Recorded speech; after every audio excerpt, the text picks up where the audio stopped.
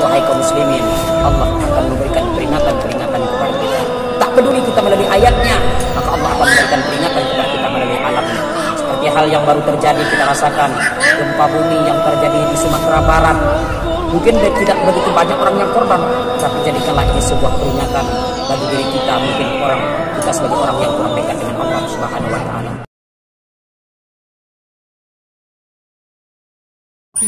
Bismillahirrahmanirrahim. Assalamualaikum warahmatullahi wabarakatuh. Alhamdulillahirabbil alamin. Kita ucapkan kepada Allah Subhanahu wa taala, sampai hari ini masih diberi kesehatan dan kesempatan oleh Allah Subhanahu wa taala untuk menjadi hamba-hambanya yang bersyukur kepadanya. Salat dan salam kita kirimkan buat Rasulullah. Allahumma shalli ala sayyidina Muhammad wa ala ali sayyidina Muhammad. Saudaraku, ketahuilah bahwa ibaratkannya kehidupan kita ini seperti kita masuk sebuah warung.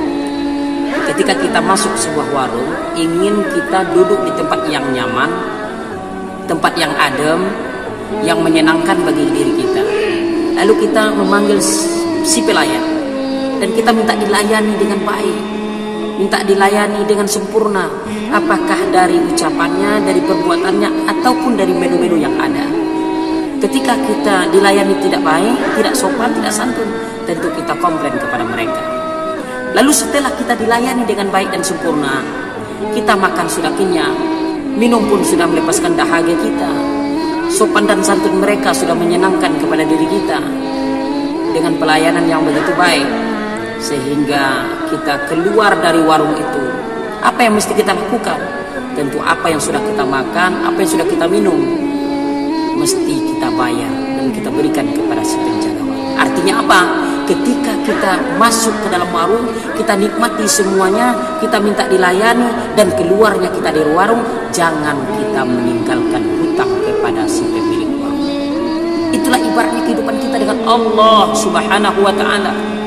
Ketika kita minta dilayani dengan Allah, ya Rabb, jadikan keluarga kami keluarga yang sakinah, mawaddah warahmah. Ya Rabb, mudahkan rezeki kami rezeki yang halal, panjangkan umur kami umur yang berkat. Ya Rabb, sempurnakanlah ibadah kami. Kita minta dilayani dengan Allah dengan sempurna. Kita minta dilayani dengan Allah dengan sebaik-baik mungkin. Ketika Allah sudah memberikan apa yang kita minta, rizki, keluarga yang baik, keluarga yang menyenangkan, keluarga yang sakinah, ataupun hal-hal yang lain yang membuat kita senang dalam kehidupan dunia ini, maka apa yang mesti kita lakukan? Janganlah kita keluar dari dunia ini dengan meninggalkan hutang kita kepada Allah Subhanahu wa ta'ala. Apa hutang kita itu kepada Allah Subhanahu wa ta'ala? Di antaranya adalah aqimus shalah, dirikan salat. Maka salat adalah merupakan hutang kita kepada Allah Subhanahu wa ta'ala. Maka mesti dan wajib kita untuk melakukan ibadah salat kepada Allah Subhanahu wa ta'ala. Ada salat yang wajib, ada salat yang sunnah. Mana salat yang wajib? Itulah yang memang sudah kita pelajari dari dulu, dari kecil.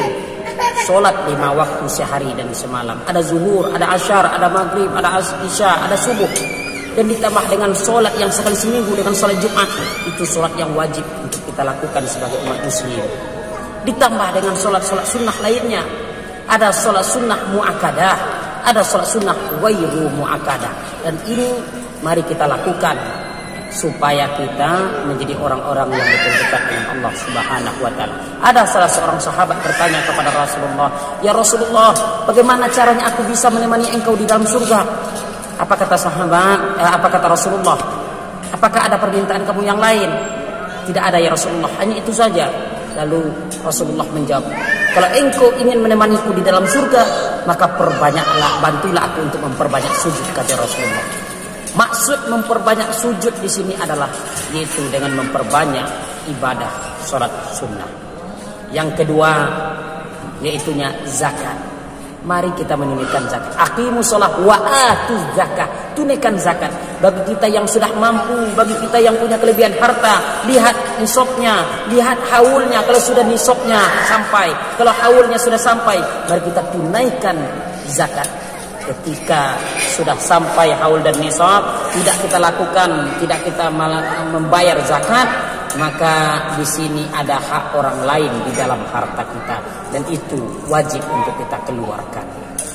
Ketika kita tidak mentaati perintah Allah Subhanahu wa taala, maka ingat wahai kaum muslimin, Allah akan memberikan peringatan-peringatan kepada kita.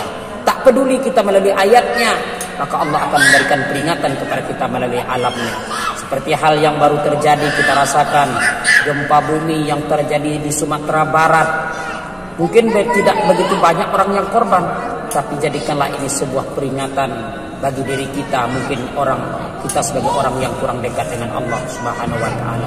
Saudaraku yang dirahmati Allah, sementara ini cukup sampai di sini tausiah singkat kita. Semoga di lain waktu dan kesempatan kita bisa kembali menyambung agar menjadi pelajaran bagi kita di hari-hari kita, sehingga kita menjadi orang-orang yang takarub kepada Allah Subhanahu wa taala.